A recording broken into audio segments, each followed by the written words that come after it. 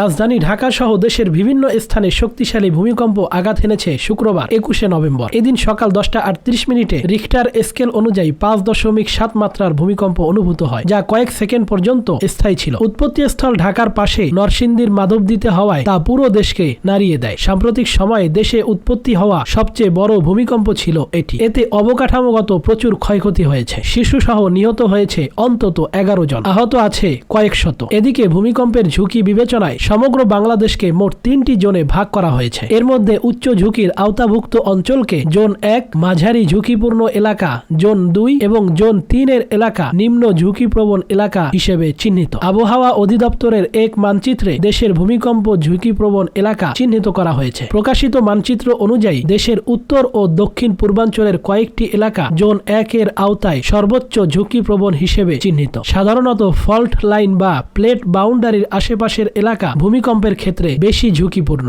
বিশেষ করে সিলেট ও ময়মনসিংহ বিভাগের ৯টি জেলা, ঢাকা বিভাগের টাঙ্গাইল, গাজীপুর, নরসিংদীর কিছু অংশ, পুরো কিশোরগঞ্জ জেলা, কুমিল্লা বিভাগের ব্রাহ্মণবাড়িয়া এবং পার্বত্য জেলা খাগড়াছড়ি ও রাঙামাটির বেশ কিছু এলাকা উচ্চ ঝুঁকিপ্রবণ। তবে জোন ৩ এর এলাকা হিসেবে যশোর, বরিশাল এবং পটুয়াখালী এলাকায় ভূমিকম্পের ঝুঁকি সর্বনিম্ন। প্রাপ্ত পরিসংখ্যানে দেখা যায় ১৯৭৬ সাল থেকে ২০১৫ সাল পর্যন্ত দেশে অন্তত ৫ দফা বেশ জোরালো ভূকম্পন অনুভূত হয়। এর প্রায় সবগুলোর উৎপত্তি স্থল ছিল সিলেট, মৌলভীবাজার, রাঙামাটি, বান্দরবান এবং কক্সবাজার এলাকা। ফলে ভবিষ্যতে এসব এলাকায় আরো বড় ধরনের কম্পনের আশঙ্কা রয়েছে। এছাড়া ভারতের উত্তর পূর্বাঞ্চলীয় রাজ্য আসাম ও মেঘালয়ের সীমান্ত সংলগ্ন সিলেট, ময়মনসিংহ অঞ্চলকে উচ্চমাত্রার ঝুঁকিপ্রবণ হিসেবে চিহ্নিত করা হয়। সংশ্লিষ্টরা বলছেন, বাংলাদেশের চারপাশে ভূমিকম্পের ৫টি উৎপত্তি স্থল চিহ্নিত করা আছে। এর একটিকে বলা হয় প্লেট বাউন্ডারি ১, যেটা মিয়ানমার থেকে নোয়াখালী পর্যন্ত। এছাড়া প্লেট বাউন্ডারি ২ নোয়াখালী থেকে সিলেট এবং প্লেট বাউন্ডারি ৩ সিলেট থেকে ভারতের দিকে চলে গেছে। অন্যদিকে ময়মনসিংহের হালুয়াঘাট এলাকায় ডাউকি ফল্ট